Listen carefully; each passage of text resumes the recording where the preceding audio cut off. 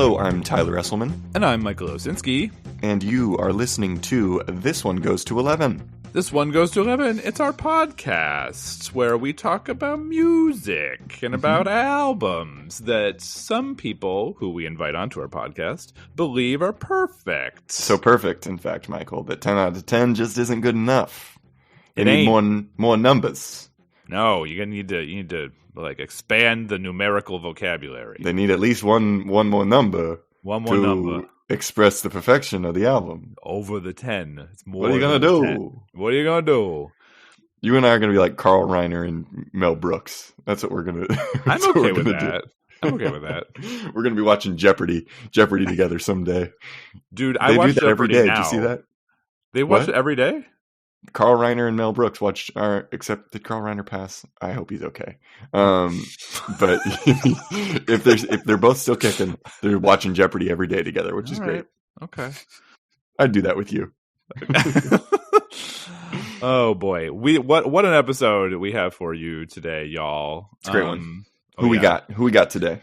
We've got Tanesha Ford. Tanesha M. Ford's career in the arts is long and varied. She has acted, produced, and written, and is currently a marketing arts administrator. However, her deep and abiding love for Barbra Streisand has been a constant. Funny Girl, The Way We Were, On a Clear Day You Can See Forever, Yentl, and so many more movies informed much of Tanesha's childhood and her perspective on the world. But it was Streisand's music that moved Tanesha's soul, and none more than A Star Is Born. BA in theater at Florida A&M University and later received an MS in Arts Administration at Drexel University. She's a board member of the Enchantment Theater Company, New Jersey Arts and Culture Administrators of Color, and Jersey Arts Marketers. And I know her because she was in a production from the theater company that I co-founded in Philadelphia, Flashpoint Theater Company. But I don't want to say too much about that right now because we're going to talk about that in the episode. Also, yeah. we just gave away what the album is. And, We you know, showed our cards, but that's fine. Fine. It's just such a well-written bio. It's a nice one. And why delay the event? You delay the event sometimes, and then other times you don't. Sometimes the event Sometimes- must come. You give the horse the carrot. That's what Yes. you do. Yeah. The horse wants the carrot. Let the So horse have the carrot. Give the horse the carrot. Exactly. All right, Anyway, we're wild today. Let's let them listen to the episode, shall we? let's shall.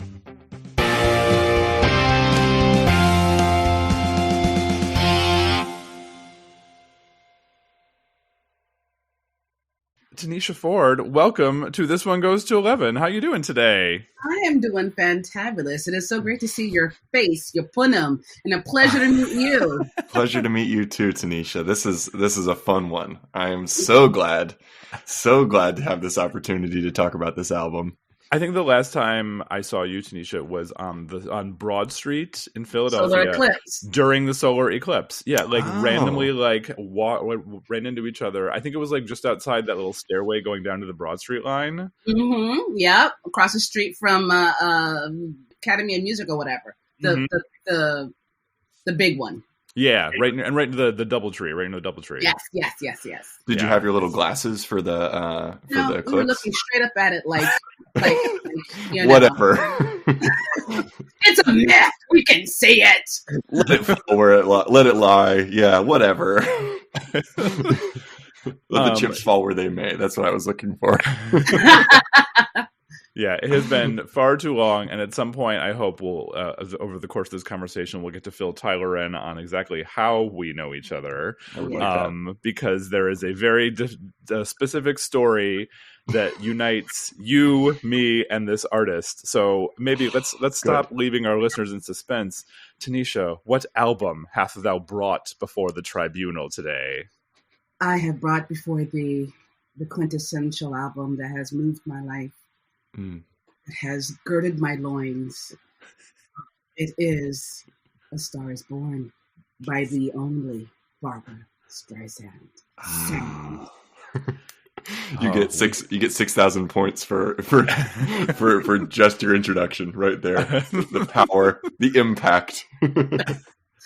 Oh my stars! I cannot with this woman. Yeah, she's something else. She's everything.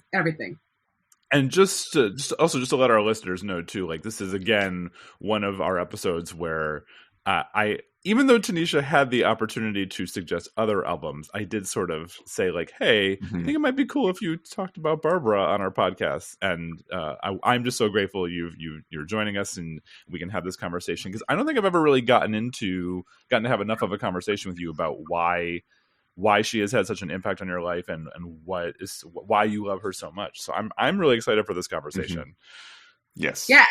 Yeah. It's been since the third grade ish, around that time frame, where she first kind of like aha'd her, and then Funny Girl happened, and I was like, oh, cemented.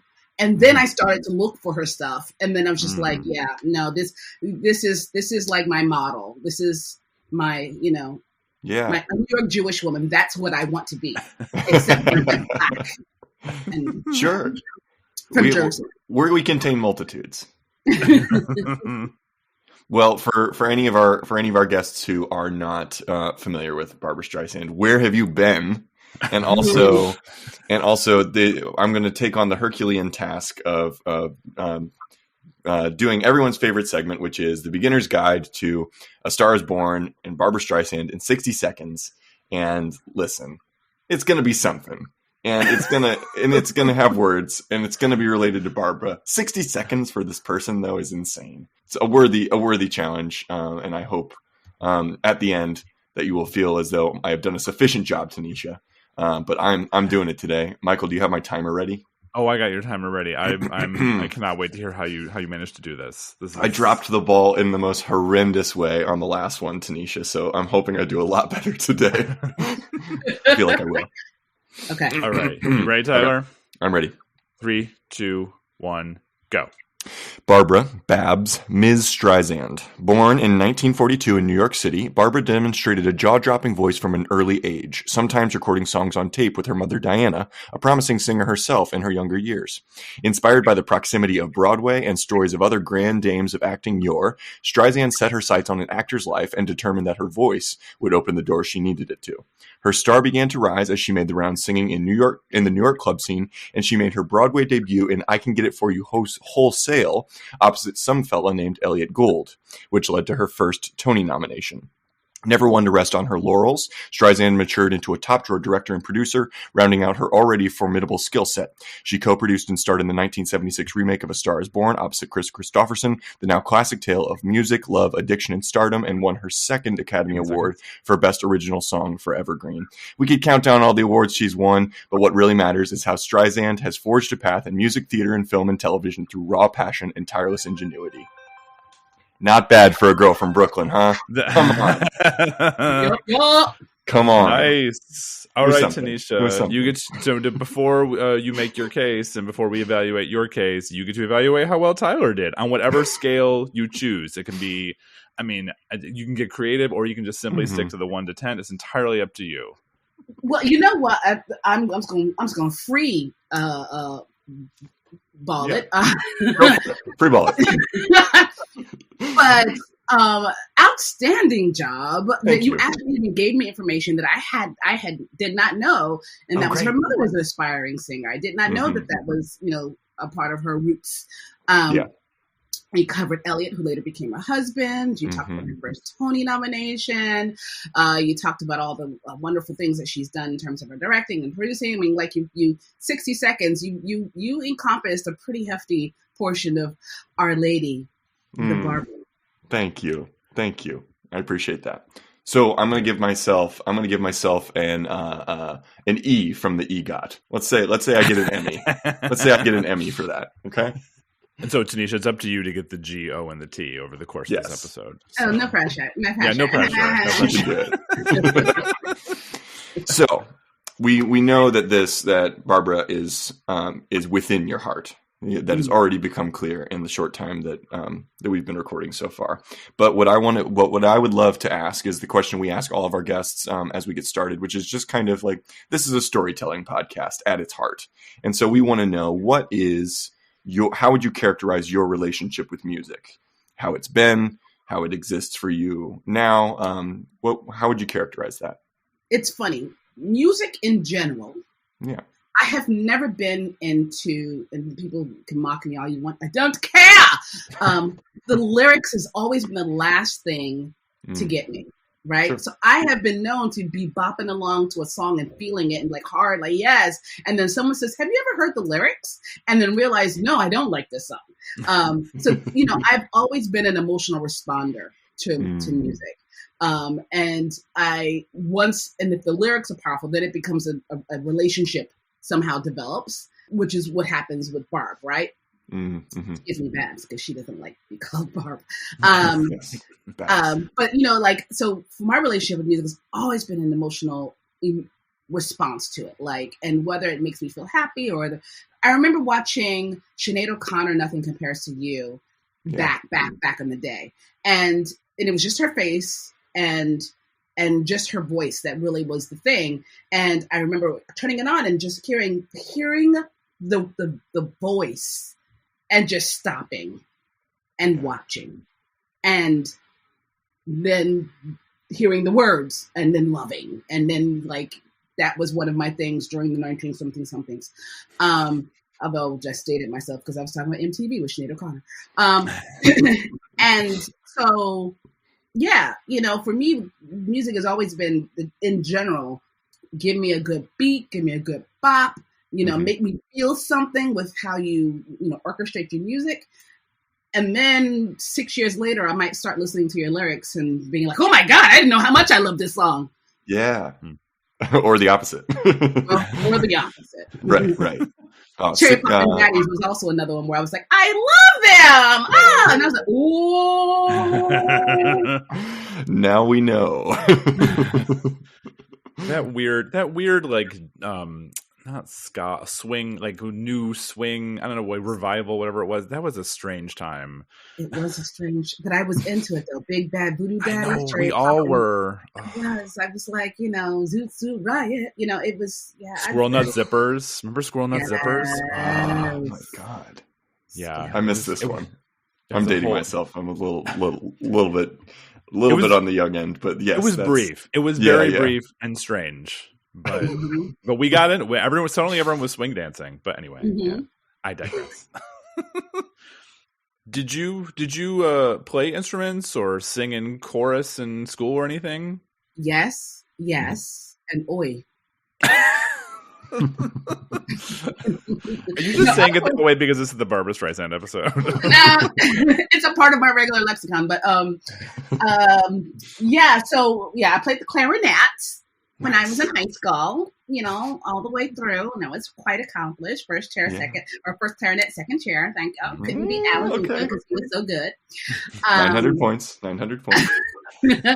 And of course, I was in show choir. I mean, I'm a theatrical person at my nature, so I was in show choir and in a few a cappella groups and stuff like that. But I don't consider myself a singer. I consider myself a contributor to the musical experience. Yes, love that. A contribute to the greater aggregate beauty of the musical landscape. One might say. Yes, I don't need a spotlight. I just need to, like a Playtex, lift and support. That's all I need to do. Oh yeah, there you go. So was it how were you listening to music? Were you on the radio? Were you listening to CDs? What were your mediums there? Your media? I started out obviously with the radio and tapes, right? And I was that odd duck. Everybody was listening in the Philadelphia area to Power 99 and Q102, and I was listening to Oldies 98. Nice. Much to my father's chagrin, I'd be outside 17, 18, washing the car, blaring the Beatles. And my father was like, "You're not my child." But I am, Daddy, I am. And so tapes was obviously the thing of the thing, and mixtapes. Oh, I don't know how untoward this is, but I had my white boy mix where it was Bon Jovi and all the hair bands and stuff, and that was my tape I pop in, and then it was my drama mix, Then I'd have Sammy Davis Jr. and so forth and so on. And then later on, CDs became a thing, and then I fell into Christmas music. because it's the storytelling of Christmas songs. So I still have a ridiculous collection of Christmas albums. I'm that girl. That's great. And then show tunes. And then, so my music at this point, I only listen to is show tunes. I'm sorry. People are like, oh yeah, no, I don't. My partner, when I first met, who's like really tied into like current music and stuff, and she'd be like XYZ, and I'd be like, but Pandora. So I listen to Pandora a lot, like, and just like Pandora musical radio, and it just rotates. So I end up hearing musicals. I'm like, wait, what is this? And I have to look and like, oh, this is nice. Yeah. Ben Platt, I have learned I don't like him. He's playing an age-appropriate role now, though, right? Isn't he? Isn't he in something on Broadway? That's I don't particularly care. Yeah, fair enough. I don't like him, and I don't, and I didn't know who he was. Like I knew him from other, going down to Robin Hood's Barn, but acapella. The acapella movie. Pitch Perfect, yeah. Pitch Perfect, yes. And I was like, oh, that's that guy from Pitch Perfect and stuff. I didn't really know who he was in terms of his grand Broadway presence, but I kept hearing him on Pandora, and I didn't put him together, so it wasn't like I don't like you because. But after listening to him after song after song after song, and I was like, I'm making a judgment. I don't like you. I'm gonna give you 400 points for it's okay not to like Ben Platt. This is a safe space in which to not like Ben Platt. I didn't know I was gonna get points. I like points. Yes. Well, you already kind of started talking about this a little bit, but how, Tanesha, did you discover this album? Or I mean, maybe it might even make more sense to even talk about how you discovered Barbra overall. Like, however you want to answer that question, because I feel like even though we're focusing on the Star Is Born album, I mean, I feel like she is bigger than that. So big, yeah. Yeah. So I remember living in Fort Dix, New Jersey. My dad was a military Army guy. And we were stationed there, and I remember her and Ryan O'Neal. She wore the nightie with the handprints on the breasts. What is it? Almost 50 brain. Just the way we were. So the way we were. No. That's with Robert Redford. Yeah. It'll come to me. But, I'm getting it. You go ahead. I'll find it for us. Thank you. And I saw that. Not What's Up, Doc. Yes, it was. It's What's Up, Doc. Oh yeah, What's Up, Doc. And I liked Ryan O'Neal at the time, so I was like, "Oh, Ryan O'Neal, yay!" And then I was just like, I liked her quippiness, her Girl Friday, Rosalind Russell from like My Girl Friday energy, kind of like and I just like, oh, who's she? I like that, and that was the first time I remember very clearly, like, who is she? Kind of energy, like, and this was like third grade. I was watching Elvis at the time, a lot of Elvis musicals. I was loving musicals, and Elvis was doing a lot of musicals at that time. Oh, he was still alive. Was he? We're not doing that over here. Don't worry. We're you're just spinning a yarn, and we're along for the ride. Yeah. So I was watching a lot of like kind of like just that kind of boppy animated TV, and she just personified it all. And so I didn't know who she was. I didn't know her name, but when I saw her again, I was like, oh, her, I like her. And it wasn't until maybe high school, right? So third grade to high school, like she was just like that actor over there, like, oh, that actor but you never know their name kind of person. I like them, but I can't remember who they were. But it was sometime in high school when I saw The Way You Were with her and Robert Redford. And I was just like, huh, like a place. This is going to sound so dramatic, but like a place kind of said, open. She can come in, like, you know what I mean? There was, it was, the story, of course, was just so romantic, and it was so like, they wanted, and I think that appealed to my own personal sense of like wanting and not having and struggling to get, but just never landing. Like, it was that in high school. It was one of those things where I was like, I want to be a star, and all this wants and always feeling like you're, no matter how hard you want it, you're just not getting it. And something about that movie just opened up a hole, a heart, a space for me that made me like, And then we did a musical review where Jack Blozier, I don't know where he is in the world, but he was a musical director for the show choir at Willingboro High School, and he was a professional, right? So he definitely had performed in real life, and we did a review, and I played Hello Dolly.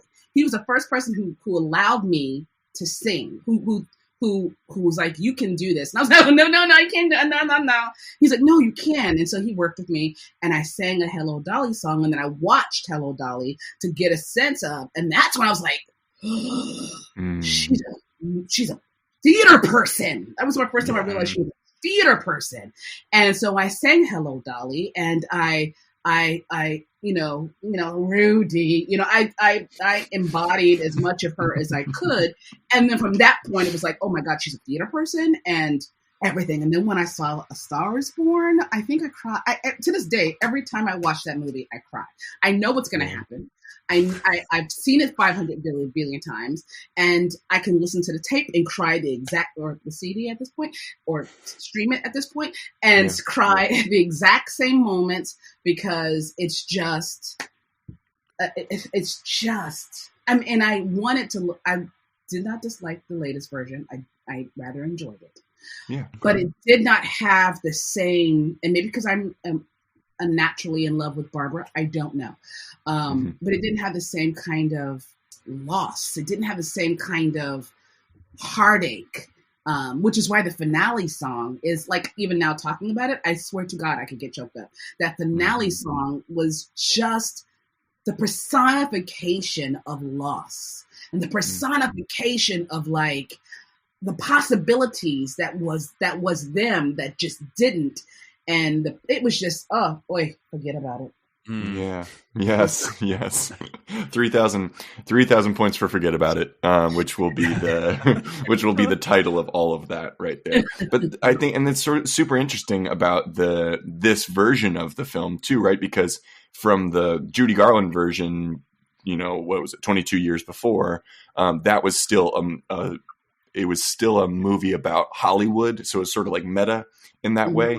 And then, so this was the first version, right? And then the 2018 version, obviously, is more about music, right? Which I think it tells such a beautiful story of her and gives an opportunity. I don't know, it's like almost is her story in a lot of ways, not except for the fact that not being pulled up by one particular guy, but this story of one. Absolutely her story. It's not, the Esther story. It absolutely is. And so the fact that she has this vehicle to sort of like, she is always telling the Barbra Streisand story, I think, which is something that's beautiful about everything I see her do, is it's like she brings so much of herself to all of these things. She's one of those artists that I call it like the Goldblum effect too. Like Jeff Goldblum basically just is Jeff Goldblum and everything he does. And like, in a certain way, not that she's not transformative, but Barbra Streisand just so much is Barbra Streisand in everything she does. Which maybe is obvious, but I think it's gorgeous. Yeah, no, I co-sign that. And if I'm not mistaken, the 2018 version was the fourth version of A Star Is Born. Yeah. So it's a story that keeps getting told over and over again. She's also, something I think that comes across in this movie, kind of getting to what you were saying earlier, Tanesha, that she's quick. Like she's so like her wit and her ability to banter. I was reading about when she started singing in clubs and whatnot, that it's something that she excelled at. And maybe the fact that she got started singing in gay clubs is part of why she's become a gay icon. But I like to think that also the fact that she is so quick in her banter, like that's something that I feel like the LGBTQ plus community values for some reason, like this ability to respond quickly to something and make it seem like it's just second nature. She doesn't have to try. Everything Barbra Streisand does seems so effortless. You know what? And just a side note, I picked this up from TikTok. From now on, I won't be referring to myself as LGBTQIA. I'm going to be now on Lebitiqua. Lebitiqua. Yep. Nice. I don't have ownership of that. That's somebody on TikTok. I forget their name. I don't have their attribution. Yeah. It's definitely not mine. Anyway, but yes, that quick wit is what made her success in Funny Girl so successful, right? It was because, you know, it's 1,001 people could have done that role for the first time, but 1,001 people didn't have that Barbra Streisand witty repartee, right? That your wit that could take the lines and make them her. So, you know, hello, gorgeous. I mean, like that's her, right? Yeah. So yeah, and in all of her stuff, even like in Prince of Tides, you know, it was such a heavy, such a serious, such a, you know, thing. She was there, you know. Can do it all, yeah. Yeah, she was, that witty repartee was there too. Oof, I can't. Okay. Let's talk about her voice a little bit, because I find her voice, you know, now that we have all of this history, this kind of like this post Barbra musical theater history, you see particularly the female singers in musical theater, in the Adinas and the Kristens and like all those people who you just feel like we couldn't have them without Barbra because of something that she brought in a particular way as she was coming up. Now, when I hear her voice, it's definitely polished, and she definitely has like a certain, like an elegance to it. But there is a sort of raw, almost like slightly undertrained tone to it as well that I think makes it really relatable. You know, like she has growls, and she has this whole range of different sounds that she can sort of bring out of her voice. What do you feel like her voice does that nobody else's voice does in the musical theater and I don't know, the recording scene? Do you think it has a particular power? Well, yeah, I'm a push back a little bit on the phrasing of like almost undertrained with the growls and stuff, right? Yeah. I think that is practice affectations that is meant to convey, right? Sure. Which is part of training, right? And you know, I mean, she's obviously known for her legatos and for her ability to like elongate these notes and then go into these. And I'm no musician, so I may misspeak in terms of like, I mean, I have played and all this kinds of stuff, but you know, that's not my wheelhouse. So acknowledging that. Totally. But you know, these chords that she sings, like, you know, these like minors that she goes off into, where it's just like, you know, it's. I have, there's an album, duets with, and I think it's the first one. And she sang with Michael, what's his name from Phantom of the Opera? Crawford. Crawford, yes. Yeah. Music of the Night. Yes, that one. Yeah. And what she did with that was like, and I hadn't actually heard the Broadway version of it before, because it was very secularized, if you will. You know, it was like popularized. I don't know. But when I heard the original, or how that was supposed to be sung versus how she sang it, it was just like proof in the pudding for me. Like, yeah, see, like you take pineapple upside down cake and you infuse it with like rum, and then you infuse it with like some, like, you know, caramelized pineapples, and then you just put, it's already a delicious cake. It's a fantabulous cake, but you take it and then you start putting stuff in it that makes you want to slap somebody in the mouth, right? And for all you listeners, that is a good thing. And you know what I mean? And so that's what she does. That's what she does. Now, and I won't say that she's the only one who does it, because there are amazing artists, you know, across the spectrum who influenced her to where she was, and who she influenced to where they are. But for me, honey, bless her heart. Whew. What about this connection between, what's the story here between the triangle of Michael, Tanesha, and Barbra? I would love to know more about that. How did that?